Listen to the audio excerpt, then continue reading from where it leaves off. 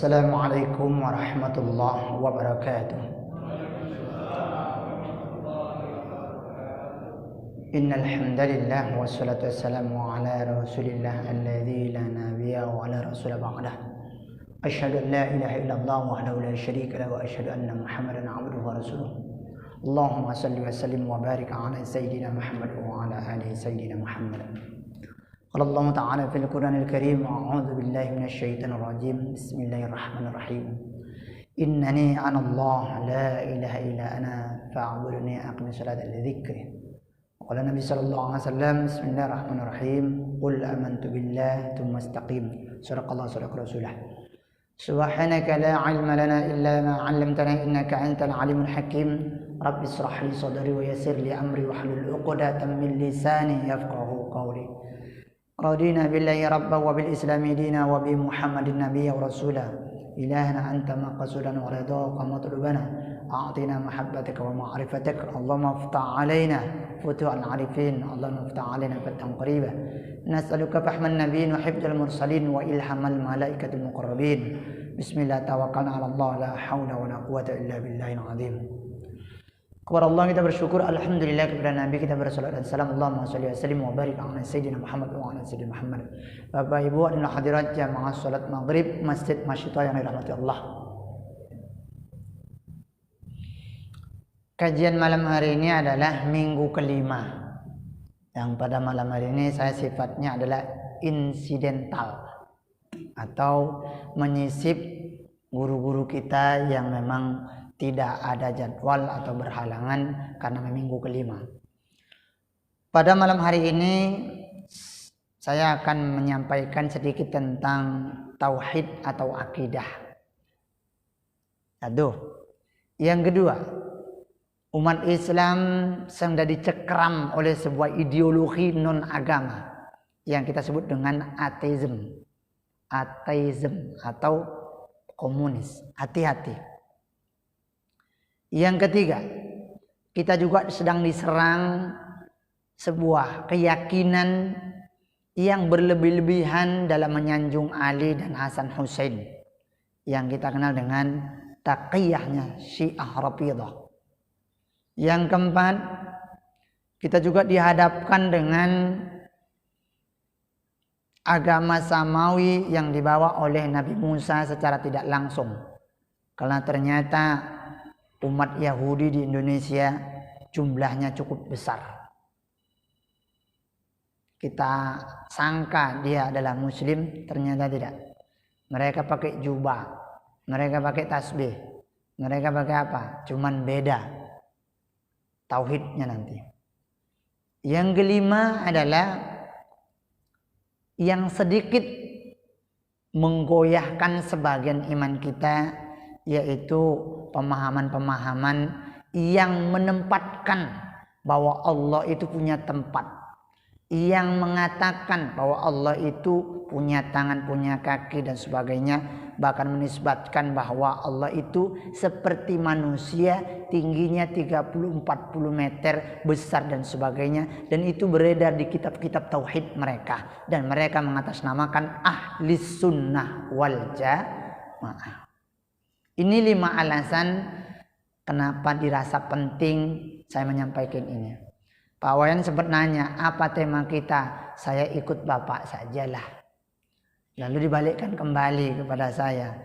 Ditunjukkan kepada guru-guru kita. Ternyata tak satu orang pun yang membahas tentang tauhid. Maka saya ambil alih untuk cerita tentang tauhid malam ini. Karena memang kaji tauhid ini enggak ringan, berat. Walaupun beliau mengatakan ringan-ringan saja ya Ustaz. Insya Allah kalau belajar tauhid sama saya enggak bakalan gila seperti yang selama ini menjadi momok. Jangan ngaji tauhid lah, kok gila. Nah, insya Allah banyak murid-murid saya dan saya sendiri enggak gila. Kalaupun gila ya gilanya positif. Gila mahabbah kepada Allah dan Rasul itu kan positif. Karena cinta itu menggilakan orang. Cinta itu buta. Kalau sudah cinta kepada Allah dan Rasul, maka dunia ini gak ada. Yang ada Allah dan Rasulnya. Dan itu disebutkan oleh Allah. Disebutkan oleh Rasul. Disebutkan oleh Allah. Qul in kuntum tuhibbunallah fattabi'uni. Itu Allah yang bilang. Rasul yang bilang, kamu tidak akan mendapatkan nikmat dan lezatnya iman sehingga Allah dan aku lebih kalian cintai dari dunia dan seisinya, dan termasuk dirimu sendiri dan orang tua, istri dan anak, dan bla bla bla bla. Wah, itu ya. Insya. Jadi jangan lo takut mana malam awak sekali bersobot lah takut lo. Aku gila lah awak ndak do, insyaallah. Insyaallah. Oke. Itu 5 alasannya. Lalu seputar tauhidnya apa itu? Yang pertama, sekarang menjadi jualan istilah jargon ahli sunnah wal jamaah. Yang pertama, Syiah juga jualannya adalah ahli sunnah wal jamaah. Cuman mereka punya sifat taqiyah. Kalau berjumpa dengan kita, mereka mengatakan ahli sunnah wal jamaah. Begitu balik kepada keluarga mereka, ana atau saya adalah Syi'iyin, maksudnya si Syiah. Taqiyah. Jualan juga ahli sunnah wal jamaah. Yang kedua, ada orang jualan ahli sunnah wal jamaah juga, mengatasnamakan Al-Quran dan Sunnah dan kembali pada Al-Quran dan Sunnah. Karena istilahnya adalah kembali pada Al-Quran dan Sunnah, maka mereka jualannya adalah ahli sunnah wal jamaah. Tetapi prakteknya dia tidak ikut jamaah, hanya ikut golongannya. Kalau ikut jamaah berarti ikut jumhur. Bagaimanakah jumhur? Begitulah seharusnya diikuti. Kalau ahli sunnah wal jamaah. Kalau ahli sunnah wal jamaah ternyata dia hanya golongannya, berarti dia bukan ahli sunnah wal jamaah, tapi ahli sunnah wal infirodiyah, atau wal majhabiyah, atau wal firqadiyah, dan sebagainya. Artinya ahli sunnah dan pengikut sesuai dengan pengikutnya, atau ahli sunnah sesuai dengan mazhabnya, ahli sunnah sesuai dengan firqahnya. Nggak benar. 2. Yang ketiga, mana sebenarnya ahli sunnah wal jamaah? Landasan hadis Rasulullah tentang ahli sunnah wal jamaah adalah hadis riwayat Ahmad, itu yang paling populer, dan hadis riwayat lain termasuk Tirmizi dan sebagian, dan Muslim juga. Di akhir zaman nanti umatku akan terpecah belah menjadi 73 golongan. 72 masuk neraka, 1 masuk surga. Manhum ya Rasulullah, siapa kata masuk surga? Siapa yang mengikuti aku dan mengikuti sahabatku dan mengikuti jamaah. Dalam satu riwayat, siapa yang mengikuti aku dan mengikuti jamaah. Jamaah itu artinya mayoritas. Kalau namanya jamaah, jamak banyak, berarti mayoriti. Siapa yang mengikuti aku? Kalau ikut Nabi berarti ikut Al-Quran pasti. Ya kan itu?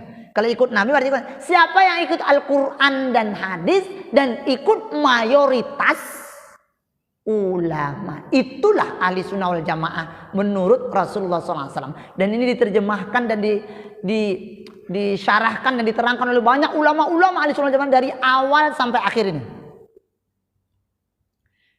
Siapakah yang pertama kali memunculkan istilah ahli sunnah wal jamaah? Yaitu Imam At-Tahawiyah. Imam At-Tahawiyah itu adalah ulama-ulama salaf, masih kurun 300 tahun ke bawah. Kemudian di atasnya adalah Abu Mansur Maturidi, yang disebut dengan Imam Al-Maturidi. Itu juga masih 300 ke bawah, 200-an. Salaf namanya. Kemudian yang paling populer adalah Abu Hasan Al-Asy'ari, disebut dengan Imam Asy'ari. Itu juga adalah ulama salaf.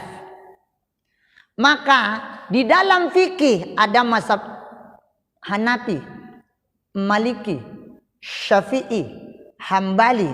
Ini di dalam fikih adalah ulama salaf.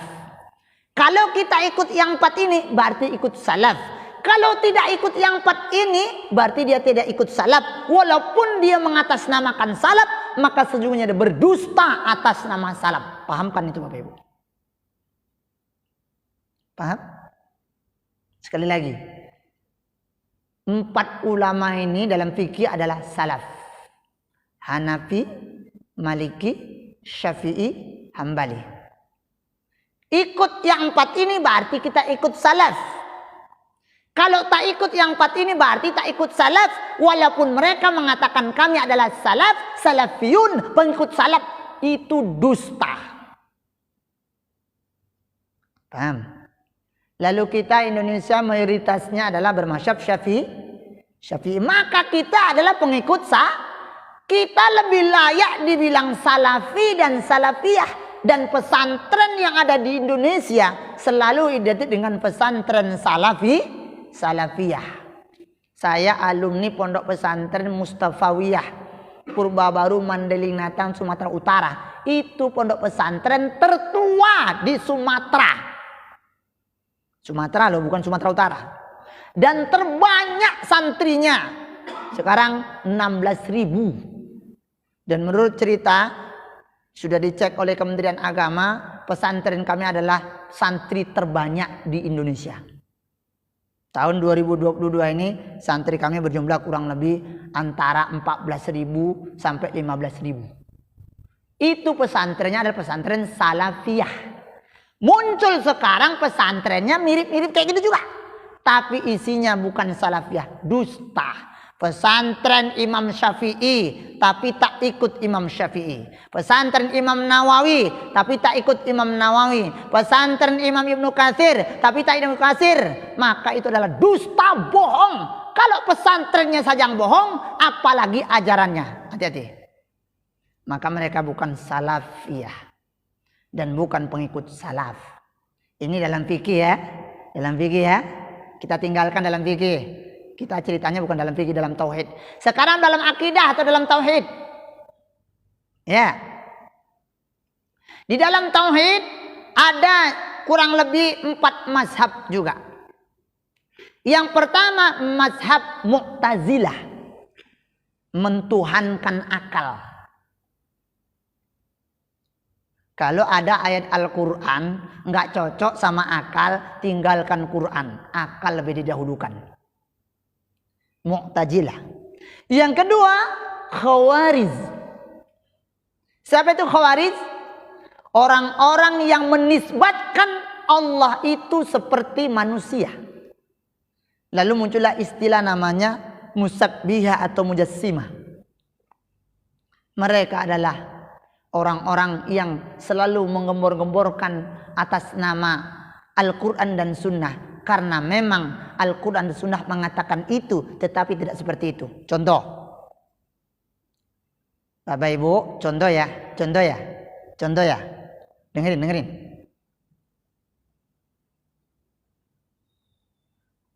Bak punggu merindukan bulan. Itu apa itu biasa Bapak Ibu dengar? Pantun kah? Peribahasa kah? Pantun. Oke, apakah betul seperti itu? Hah? Maknanya itu apa betul seperti itu? Tidak. Oke. Yang kedua, itu perkataan manusia itu loh. Perkataan manusia itu kan? Yang kedua, dia panjang tangan. Apa itu? Enggak, maksudnya peribahasa atau apa itu? Peribahasa atau apa? Betulkah tangannya panjang? Apa itu maknanya? Itu perkataan manusia. Sama enggak ucapannya dengan maksudnya? Itu bahasa manusia, Pak. Ini Allah yang maha suci, yang maha segala-galanya. Kalaupun Allah katakan Ar-Rahman 'alal arsy istawa, aku duduk bersemayam di aras, bukan berarti seperti itu. Bahasa manusia saja harus ditafsirkan, apalagi bahasa Allah yang maha segala-galanya. Itu harus dipahami. Maka orang yang mengatakan Allah duduk, maka itu adalah paham Khawarizm. Khawariz. Apa makna al-khawat? Khoroja. Khawariz. Keluar. Dia mengatasnamakan Al-Quran dan Sunnah, tapi pada dasarnya dia sedang keluar dari Al-Quran dan Sunnah. Hati-hati. 2. Yang ketiga, Keyakinan yang mengatakan bahwa Jibril salah ngasih wahyu. Seharusnya ke Ali dan Hasan dan Husain seterusnya. Itu adalah keyakinan Syiah.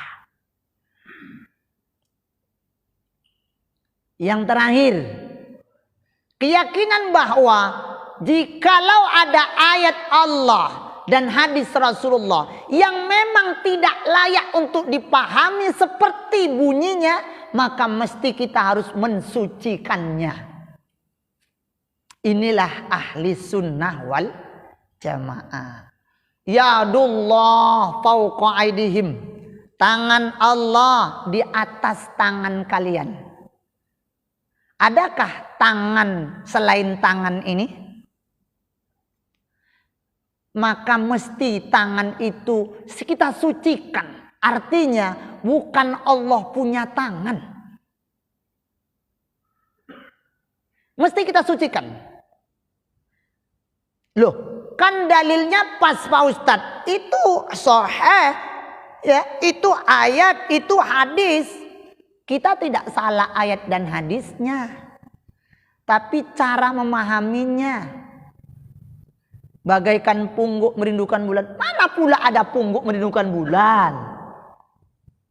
Mana ada pula tangan panjang? Kalaupun ada tangan panjang ya kebetulan saja di tangan. Tapi kenapa seperti itu? Tidak.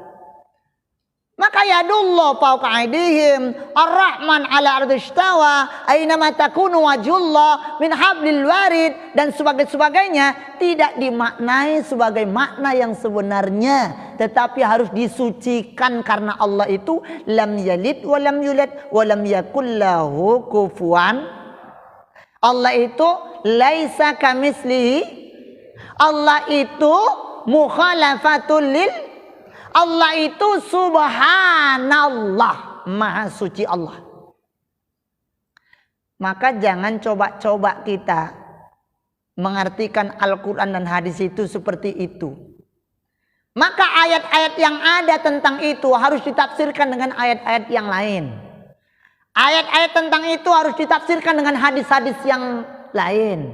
Hadis-hadis yang lain harus ditafsirkan dengan ayat-ayat yang lain.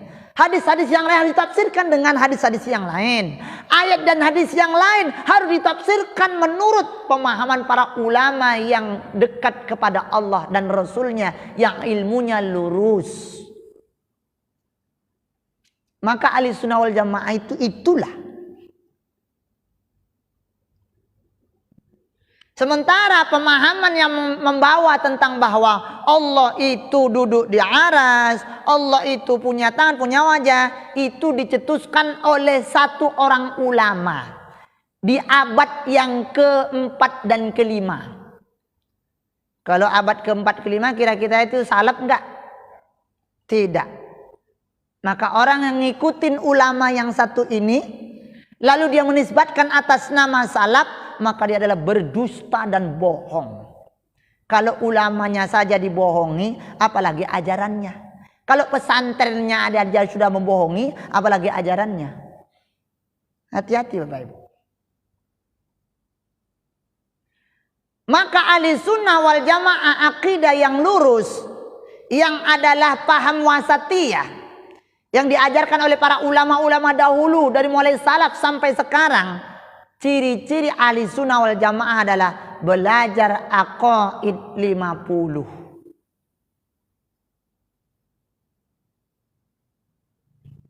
Bapak Ibu tidak terlalu jelas tentang aqaid 50? Maka ahli sunnah wal jamaah yang dari awal ada muncul istilah itu sampai sekarang, ciri-cirinya adalah bahwa ahli sunnah yang benar dan lurus itu adalah yang belajar sifat 20.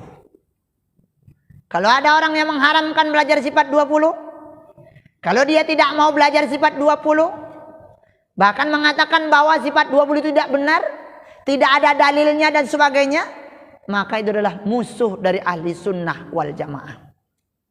Insya Allah kita berani berargumen. Kalau ada di antara jamaah kita ini yang membantah tentang ahli sunnah wal jamaah dan sebagainya, yuk kita berargumen, duduk mencari kebenaran. Insya Allah akan titik temu tentang kebenaran. Kita buktikan. Oke? Maka itulah seputar akidah. Maka kita ini berpahamkan apa? Kita akidahnya apa? Kalau ternyata akidah kita tidak ahli sunnah wal jamaah yang lurus, maka kita akan masuk 72 golongan yang masuk neraka. Na'udzu, Pak Ustadz, itu yang 72 golongan itu masuk neraka itu nanti masuk surga juga. Menurut para ulama sih masuk surga juga setelah mampir ke neraka. Ya, tapi kalau Bapak Ibu mau mampir ya silakan, nggak apa-apa. Kalau saya mau ogah kan gitu, nggak mau cicip-cicipin neraka dah. Memang para ulama mengatakan 72 golongan masuk neraka. Iya masuk neraka. Nanti masuk surga setelah dosanya habis, dia akan masuk surga. Ya kalau Bapak Ibu kepingin yang seperti itu ya silakan ikut ahli sunnah jamaah yang palsu-palsu. Tapi kalau Bapak Ibu nggak kepingin seperti itu, kepingin yang satu masuk surga, maka ikut ahli sunnah jamaah yang lurus, yang asli, bukan yang palsu. Sudah. Lalu identiklah ahli sunnah wal jamaah dengan kajian sifat 20. Dari mulai Imam Tohawiyah, Imam Maturidiyah, Imam Asy'ariyah dengan ulama-ulama sampai zaman sekarang namanya ahli sunnah wal jamaah pasti belajar sifat 20 atau aqaid 50. Apa maksud aqaid? Keyakinan yang 50. 50 itu mana? 20 sifat yang wajib, 20 sifat yang mustahil, 40. Satu sifat yang jaiz bagi Allah, 41. 4 sifat yang wajib bagi Rasul, 4 sifat yang mustahil bagi Rasul. Berapa? 8. Tambah 1 sifat yang jaiz bagi Rasul, 9. 9 tambah 41, 50. Inilah aqaid 50 dalam ahli sunnah wal jamaah.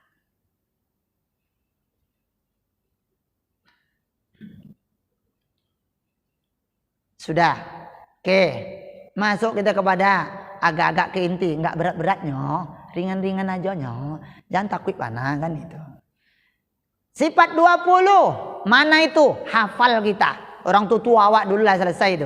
Wujud kidam baqa mukhalafatulil hawadithi qiyahumu binafsihi wahdaniyat kudrat iradat ilmu hayat sama basar kalam qadiran murida aliman hayan sami'an basiran mutakalliman. 20. Sekarang nggak ada lagi itu diputar-putar orang. Di sekolah-sekolah nggak ada lagi itu diwajibkan. Kenapa? Sudah mulai kita dikotori dengan pemahaman-pemahaman yang 3 tadi. Mu'tazilahnya, Khawariznya, Syiahnya. Coba kalau dulu. Sekarang kaset-kaset yang tentang itu juga nggak ada lagi. Bahkan buku-buku agama yang sekarang yang mengajarkan sifat 20 terutama tentang akidah akhlak itu sudah sedikit. Kenapa? Ya memang itu tujuan mereka.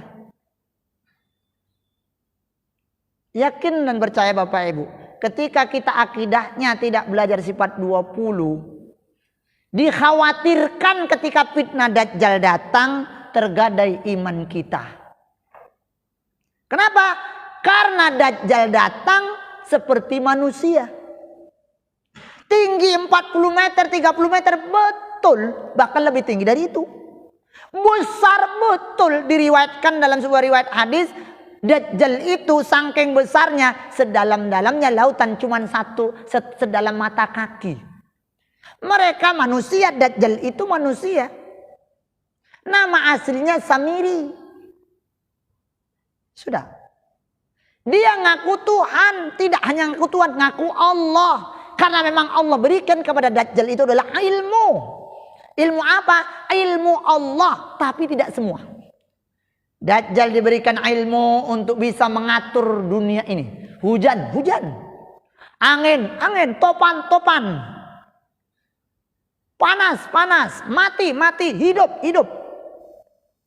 Cuman khusus mati hidup, Dajjal cuman diberikan kesempatan 1 kali saja.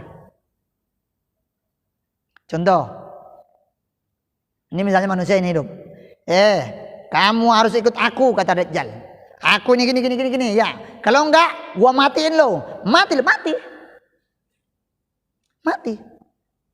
Oh, sehingga nanti orang percaya, berimanlah kepada Dajjal. Hidup.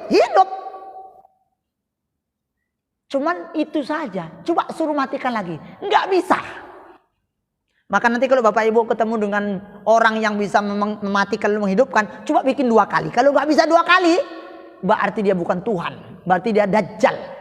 Tapi Allah menghidupkan dan mematikan kita bukan cuma sekali, berkali-kali. Kaifa takfuruna billah wa kuntum amwata fahyakum summa yumatikum summa yuhyikum summa ilaihi turja'un. Bahkan sampai 4 kali Allah mematikan dan menghidupkan kita. Dajjal.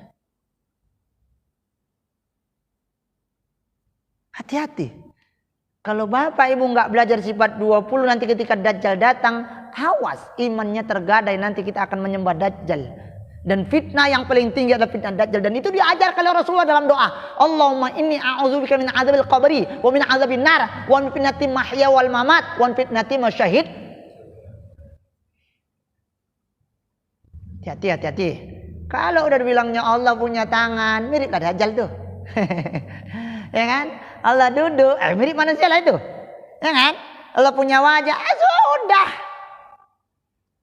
Walaupun itu firman Allah, Pak, Bu, bukan firmannya yang salah. Al-Quran tuh. Tapi kita yang harus mensucikan Allah, karena Allah itu maha suci. Masuk kita ke renung ini. Ini selayang pandang saja ya. Berapa menit lagi kita azan, Pak? 12 menit lagi. Oke. Kita selancar saja lah ya. Ketika kita belajar sifat 20 atau tauhid akidah sifat 20, kita akan belajar 3 hukum. Yang pertama hukum akal. Allah kasih kita akal. Tapi kita tidak boleh mempertuhankan akal seperti orang Mu'tazilah, tak boleh. Yang kedua kita punya hukum syariat, Al-Qur'an dan hadis. Yang ketiga kita punya hukum adat. Adat itu artinya sebab akibat. Kita punya hukum sebab akibat. Pertama, hukum akal. Karena Allah beri akal. Kenapa manusia ini lebih daripada makhluk yang lain? Karena kita disempurnakan ada akal. Maka ada hukum akal. Kalau masuk akal, wajib hukumnya. Tak masuk akal, mustahil hukumnya. Bisa masuk akal, bisa tidak. Jaiz hukumnya. Maka hukum akal ada 3. Wajib, mustahil, jaiz atau harus. Oh, saya tidak ngerti Pak Ustadz. Kita beri contoh. Akal ya. Oke, kita bermain di akal ya. Bermain di akal nalar. Oke. Ini ada? Jawab. Ada? Ada enggak yang mengadakan ini? Maksud mengadakan tanda kurung yang membuat. Adanya aqua wajib hukumnya menurut akal ada yang membuat nilai mineral ini. Betul? Itu namanya hukum akal. Wajib. Karena nggak mungkin. Nggak masuk akal kalau tiba-tiba kling gitu. Nggak ada yang bikin. Itu namanya hukum akal. Sudah. Masuk akal hukumnya wajib. Kalau tak masuk akal hukumnya mustahil. Ini nilai mineral. Ada? Ada. Ini datang sendiri. Enggak ada yang bikin. Masuk akal? Mustahil hukumnya. Nilai mineralnya ada sendiri. Akal akan menjawab seperti itu. Itulah hukum akal itu. Wajib dan mustahil. Sekarang yang ketiga. Jaiz atau harus. Bisa masuk akal, bisa enggak. Pernah nengok orang sakit? Pernah sakit? Minum obat. Sembuh? Sembuh? Ada? Masuk akal? Pernah sakit? Neng orang sakit, minum obat, nggak sembuh? Pernah? Masuk akal? Pernah neng jemput orang sakit di rumah sakit? Kita jenguk, ternyata dia sembuh pulang? Pernah? Masuk akal? Kita jenguk, kita doakan, berobat dengan dokter, ternyata mati, sudah minum obat, masuk akal? Itulah jaiz. Bisa masuk akal, bisa tidak. Kadang sembuh, kadang mampus. Masuk akal itu kedua-duanya. Maka itu namanya jaiz. Mendung. Biasanya turun. Pernah nggak mendung gelap gitu hitam nggak turun hujan? Masuk akal? Menurunkan hujan hukumnya jaiz bagi Allah. Hukum jaiz. Sekarang kita libatkan kepada Allah langsung. Ada dunia ini. Woi, jawab. Ada dunia ini, ada alam semesta ini, ada yang menciptakan. Wajib hukumnya ada yang menciptakan dunia dan alam semesta ini. Pertanyaannya, adakah, siapakah yang bisa menciptakan dunia dan alam semesta? Allah. Berarti adanya alam semesta dan adanya bumi ini wajib hukumnya ada Allah. Akal yang menjawab Pak Buya. Akal ini bukan ayat Al-Quran, akal. Adanya alam semesta dan bumi menunjukkan adanya yang menjadikan dan menciptakan. Tidak ada yang bisa menciptakan alam semesta dan bumi kecuali Allah. Maka adanya alam semesta dan bumi menunjukkan wajibnya ada Allah. Allah berarti ada dan wajib ada. Mustahil Allah nggak ada. Akal yang menjawab ya. Kita balik. Dunia ini ada, alam semesta ini ada. Mungkinkah terjadi dengan sendirinya? Enggak. Masuk akal? Mustahil bumi dan alam ini terjadi sendiri. Artinya alam, dengan adanya alam semesta dan bumi ini mustahil Allah nggak ada. Paham? Nah, itulah hukum akal. Sekarang hukum akal, sekarang jaiz menurut Allah. Yang punya surga siapa? Yang punya neraka? Orang yang taat dimasukkan surga, orang yang taat, yang alim dimasukkan surga bisa? Ya masukkan Allah. Orang brengsek dimasukkan neraka bisa? Ya masukkan Allah. Bisa enggak orang alim dimasukkan ke neraka?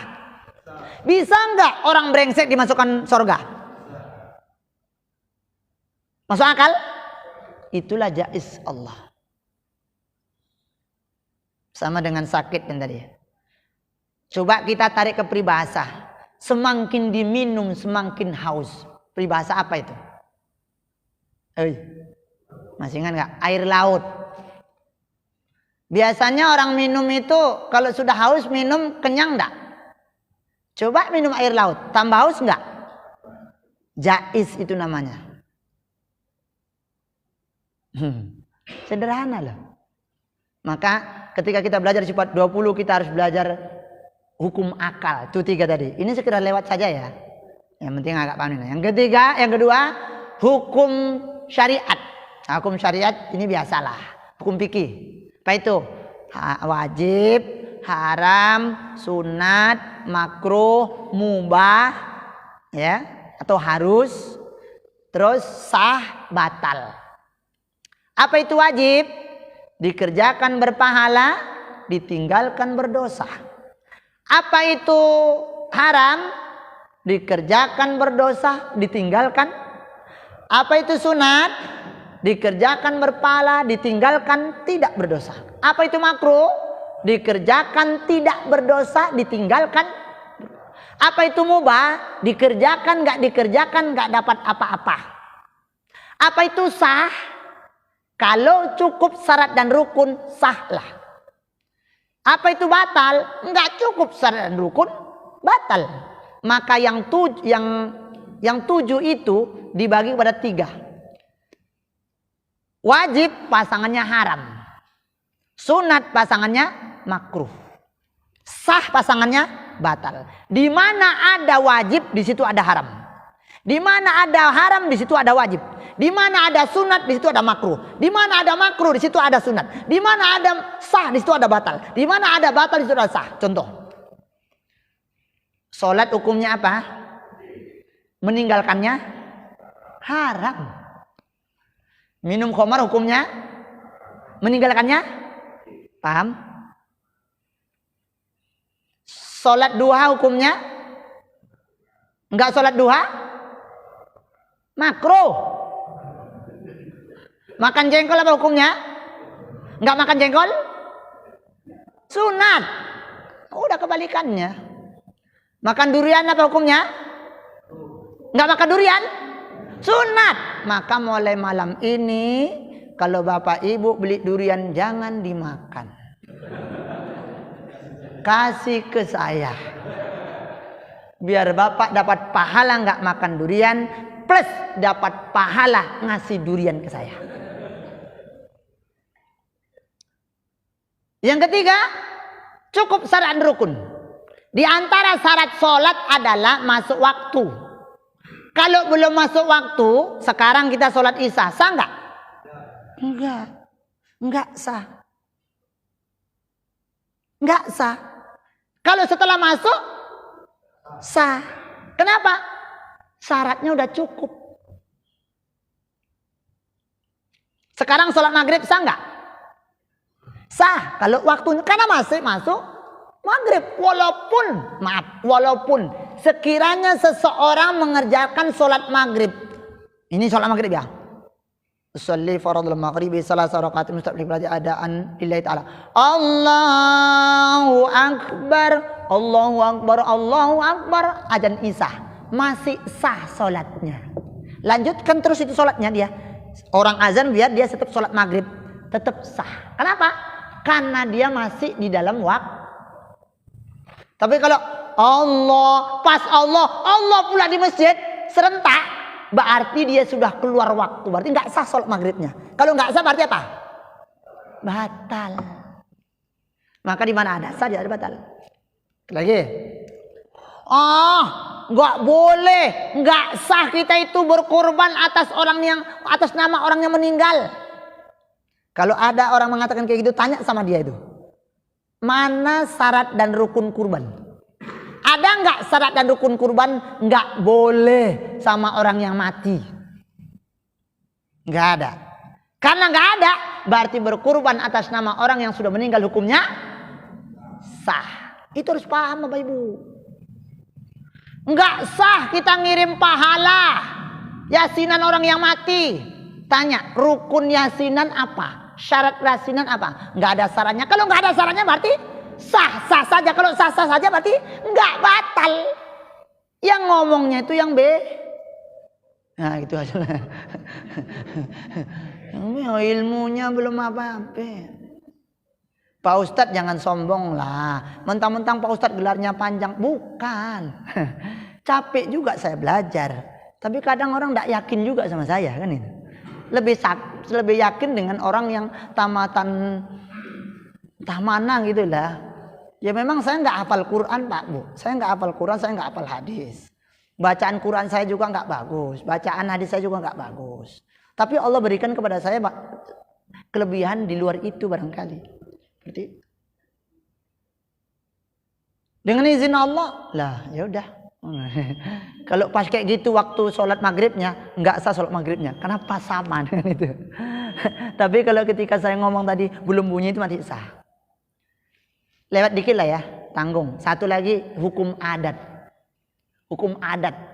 Adat maksudnya adalah adat itu apa artinya? Kalau kita pakai bahasa kita, adat itu adalah sesuatu yang dilakukan berulang-ulang, ya kan? Sehingga menjadi sebuah kebiasaan. Lalu disebut dengan adat. Itu kalau bahasa adat yang biasa kita ceritakan. Tapi di dalam hukum belajar ilmu tauhid disebut dengan hukum adat itu adalah sebab akibat. Apa sebab akibat? Artinya orang masuk neraka sebab dia berdosa. Orang masuk surga sebab dia beramal baik. Dia badannya sehat sebab dia menjaga kesehatan. Itu sebab akibat. Artinya Kenapa kok misalnya ya tadi itu apa namanya tuh gempa bumi di sono? Sebabnya mungkin karena di sana ada itu kan tuh. Yang itu tadi. Jadi sebab akibat. Kita sembuh dari sakit sebab kita berobat. Kita jadi seorang yang pintar sebab kita belajar. Dan seterusnya. Namanya sebab akibat. Tidak ada sesuatu itu terjadi sendiri. Pasti ada sebab akibat. Sebab ada Allah lah. Maka Allah ciptakan alam semesta dan kita. Lalu ada kita. Sebab ada kita inilah menunjukkan adanya Allah. Itu sebab akibat. Adanya yang dijadikan menunjukkan ada yang menjadikan. Itu sebab akibat. Adanya yang ada karena ada yang mengadakan. Enggak mungkin sesuatu yang ada enggak ada yang mengadakan. Lah kalau yang ada itu enggak ada yang mengadakan, lalu siapa yang mengadakan yang ada? Kalau enggak ada yang mengadakan yang ada, lalu yang mengadakan siapa? Bingung? Nah, kita sambung nanti kapan lagi. Itu masih belum berapa ada-adanya itu. Nanti ada-adanya sampai 10 kali nanti Bapak Ibu pening. Jadi untuk ini 3 kali ada sajalah. Karena Allah itu adalah wujud. Allah itu ada. Bagaimana? Nanti kita sambung pada pertemuan minggu kelima entah bilo-bilo. Minggu kelima entah bilo-bilo. Demikian barangkali sekedar cerita karena memang tema kita seputar tauhid. Sekedar untuk merefresh kembali kajian yang pernah kita kaji di masa lampau yang mungkin sekarang sudah tergerus oleh 3 atau 4 akidah yang meleset tadi. Pertama Mu'tazilah, yang kedua Khawarij, yang ketiga adalah Syiah. Hati-hati. Wallahu a'lam bishawab. Subhanakallah wa bihamdika asyhadu an la ilaha illa anta astaghfiruka wa atubu ilaik. Assalamualaikum warahmatullahi wabarakatuh.